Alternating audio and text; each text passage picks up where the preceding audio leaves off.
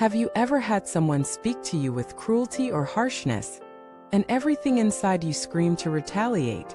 Have you ever felt your heart race with words you didn't say, arguments you rehearsed later in your head, revenge you fantasized but never delivered? Welcome back to the channel. Thank you for being here.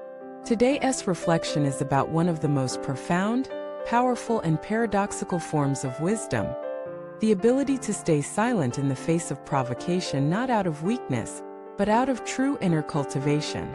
This video will take you through a story of deep restraint, the power of non-retaliation, and the spiritual clarity that arises when we no longer feel the need to defend, explain, or react.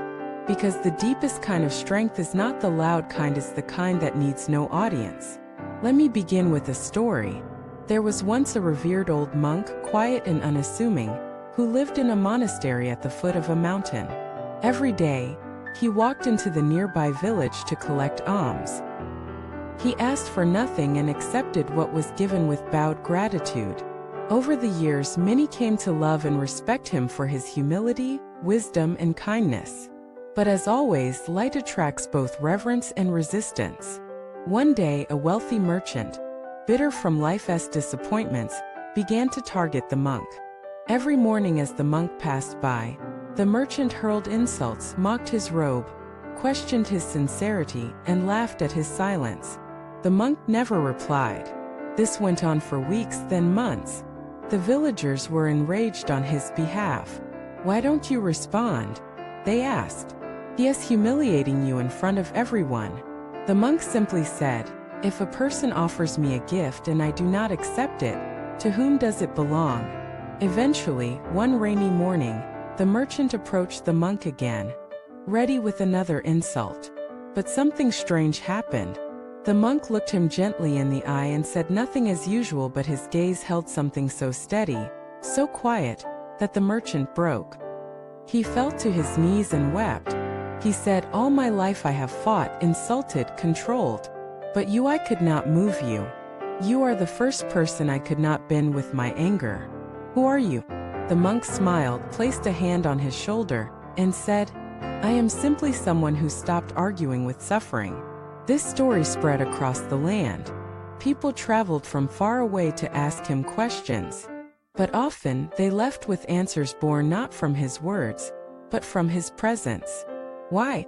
Because sometimes silence speaks louder than any truth. When you have truly cultivated your inner world, you don't react, you reflect. You don't echo noise, you transmit peace. You don't amplify conflict, you dissolve it. The truly cultivated person has no need to win arguments. Their life is the answer. Their presence is the teaching. Their silence is the sermon. This level of cultivation doesn't come from one meditation session. It's not just about restraining the tongue. It's about purifying the heart. Because if your heart is still full of rage, then silence becomes suppression. But if your heart is full of peace, silence becomes radiance. True non-reaction is not the absence of emotion. It is the presence of vast understanding. Let us go deeper. Why do we feel the need to talk back? Because the ego is bruised. Because we want to be seen as right, powerful, intelligent. Because we mistake reaction for strength. But consider this: if a mirror shouted every time it reflected something unpleasant, would it still be a mirror? No, it would become the image itself. Cultivated people become mirrors. They reflect but do not absorb. They see clearly but do not hold on. They are not blank. They are awake. And their silence is not emptiness, it's fullness too deep for words. Let me tell you about Lian, a school principal in a chaotic urban district. Teachers came to her in tears, parents yelled in her office, students raged through the hallways. But Lian almost never raised her voice. She listened deeply. She rarely interrupted. She would close her eyes briefly before speaking. One teacher asked her, "Why do you pause so often?" She replied, "Because I want to make sure it's my wisdom that speaks, not my wounds." That's cultivation. It's not that you never feel anger. It's that you no longer let anger pilot the ship. You don't suppress your fire. You sanctify it. You give it a place at the table, but you don't let it serve the food. Here's the irony: those who talk back the most often feel the weakest inside. And those who remain calm in the storm have done the most inner work. They are not passive. They are anchored. Let us consider what happens physiologically when we choose not to react. The body breathes deeper. The nervous system stabilizes. The mind returns to clarity. In that space, you can actually see the suffering behind another's aggression. You realize it's not about you. They're projecting their inner war onto you. You just happen to walk into the battlefield. But you don't have to pick up a weapon. You can walk out holding only your peace. That is the power of cultivated restraint. It doesn't mean you become voiceless. It means your voice becomes purposeful. It doesn't mean you don't stand for truth. It means your stand is not reactive, it's rooted. You become unshakable not because you shout louder, but because your stillness echoes further.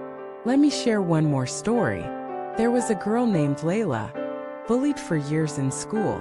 Her peers mocked her clothes, her accent, her silence.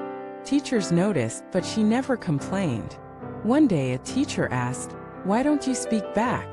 She said, "Because their cruelty is a fire. If I add wood, it grows.